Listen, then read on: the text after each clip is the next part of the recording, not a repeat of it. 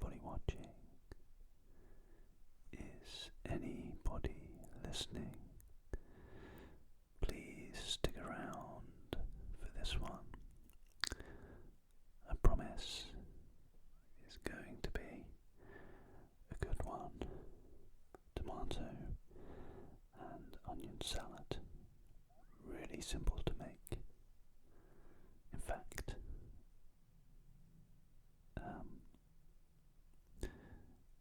this is so good. Every time I make it for anybody, they always say how good it is, and the kind of, what to call it, best compliment I've had is someone who doesn't like onions or vinegar, but yet, and tomatoes in fact, but yet they'll still eat this for some reason. They really like it. So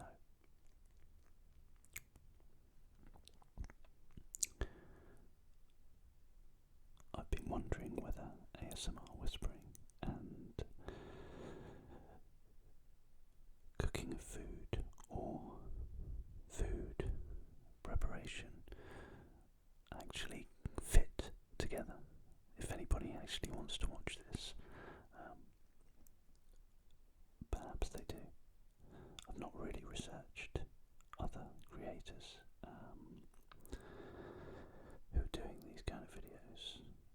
It was really a case of I enjoy ASMR, I enjoy making these videos, and I have lots of cooking skills and knowledge, and I enjoy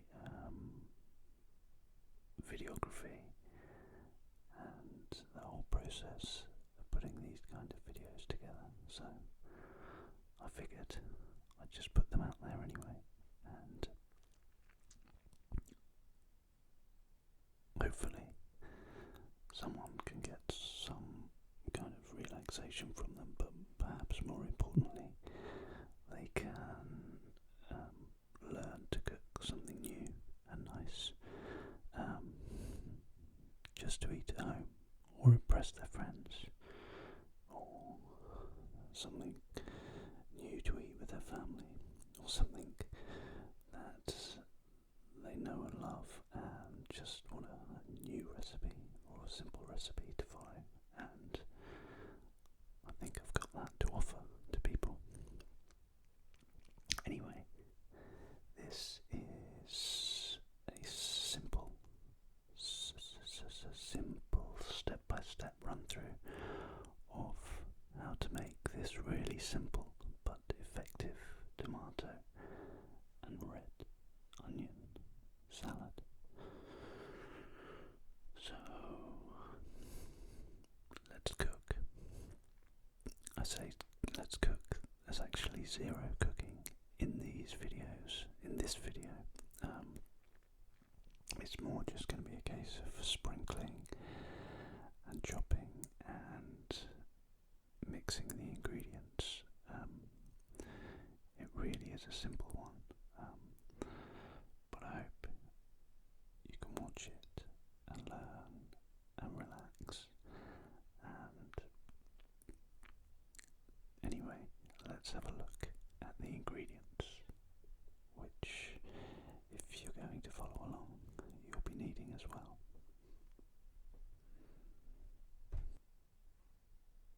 By the way, the background humming noise you can probably hear is the freezer in the kitchen.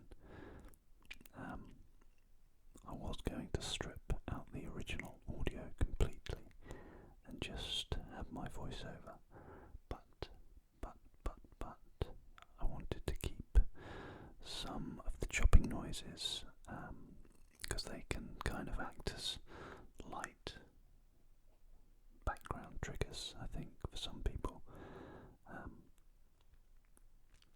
So I think what I'll do is just reduce the original sound to a very quiet background noise, so it's not too harsh on your ears. And if you're watching this on YouTube right now. Hopefully I've done that and it's not hurting your ears. So that's good, isn't it? So, the ingredients. Here we go. So, firstly, as you can see here on the screen, we have some fine ripened tomatoes. You don't have to use these particular type of tomatoes. Any will do, really.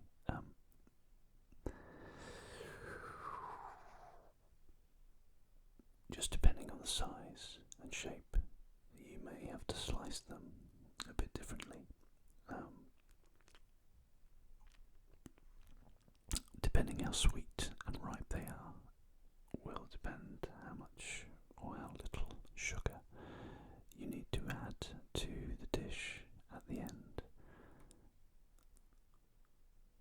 In fact, I often use baby plum tomatoes or cherry tomatoes instead of these larger, fine ripened tomatoes.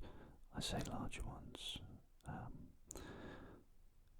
they're not huge tomatoes, they're just medium fine ripened tomatoes, not the kind of enormous beef tomatoes you might get if you go to Greece or one of the Greek islands or anywhere in the Mediterranean, really, which tend to have nicer, ripe, big red tomatoes, simply because it's easier to grow them in that kind of climate. A lot of the huge tomatoes you get in the UK supermarkets are just not that juicy and sweet, and they never seem to be properly ripe, so I actually tend to avoid those and just go for the smaller, redder, riper ones in the British supermarkets. Anyway, so tomatoes. Next we have, moving to the left, a medium-sized red onion. You can actually use brown or white onions too, if that's all you have. You may just need to add a bit more vinegar just to take the sting out of the raw brown onions, which I personally find can be a little bit stronger. Incidentally, as I always say on the Snoozzee ASMR channel, I've kind of set this up to help people learn, relax and escape. So just a random factoid here that I seem to recall about chopping onions, in fact. So when you cry from chopping onions, there's actually a very good reason for this. It's basically because you have sulfuric acid in your eyes, which is causing them to stream. It's something to do with the sulfur compounds in the onions being released into the air as you chop through them, and the sulfur mixes with the water in your eyes, and hey presto, you've got sulfuric acid in your eyes, which is not good, is it? Or something along those lines. So there you go. No wonder it stings. So moving on from the onions, we have some sugar. Then to the right of that, some red wine vinegar and some olive oil, some salt, and finally some capers, which are going to appear in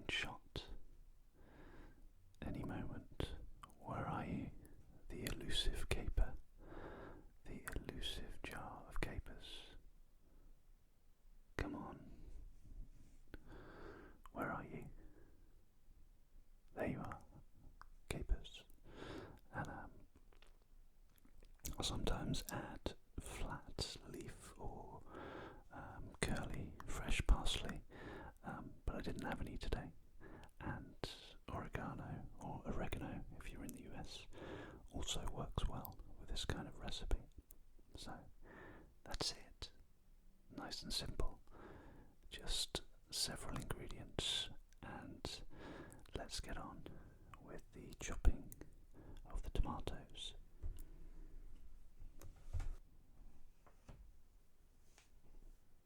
So you can see here I'm actually using a different type of knife to the other videos I've made. It's actually a serrated knife made for chopping tomatoes, and it just makes it much safer. Saves you having to sharpen the flat-bladed knife, and if you're not used to chopping tomatoes, their skin, as you can obviously tell, is usually very shiny and slippy. So if you don't get your normal knife really sharp, then it doesn't slide through safely. That's when you start having accidents in the kitchen. So one of these serrated knives is always really good for tomatoes and onions and other kind of slippy things that you may be chopping. So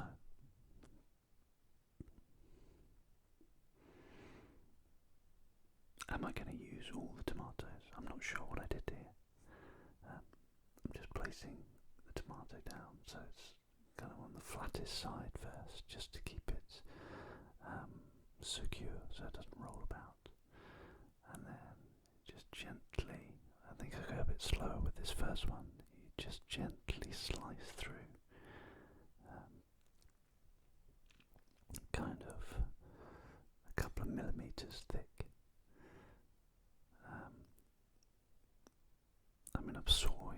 I'm actually using a sawing motion for these ones, but you don't need to go that slowly, unless you've never used a knife like this before, or you're not used to chopping, then maybe just take it easy.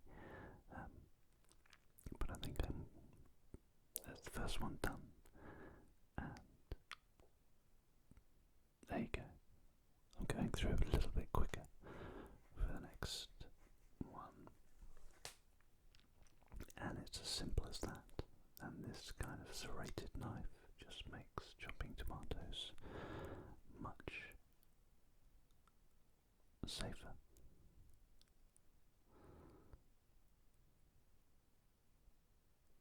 You almost don't need me to talk through this, do you? It's kind of self-explanatory. So, how many did I do there? 3. Is that it? Surely no, here we go. Number 4. 4 tomatoes. Surely I'm going to use all 6. There's 4. Number 5. Here we go. Are we speeding up now? Look at that mango. And number 6. We did use all 6. So there you go. These are nice and juicy and red and ripe. They're really good tomatoes, I think. And that's it. Tomatoes chopped. So on to the onions next. And I think I used exactly the same knife. A serrated knife for onions is also really good. If you do have a normal knife which you've sharpened sharp enough to get through onions and tomatoes, the reason you would use that is just for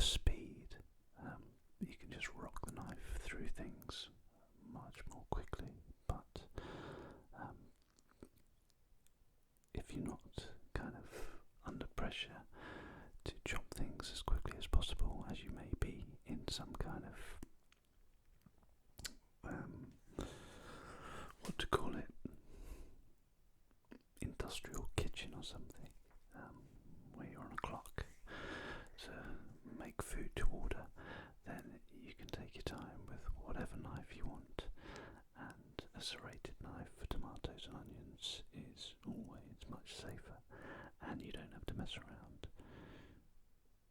sharpening your knife every single time, as I said earlier. So on we go with the onions.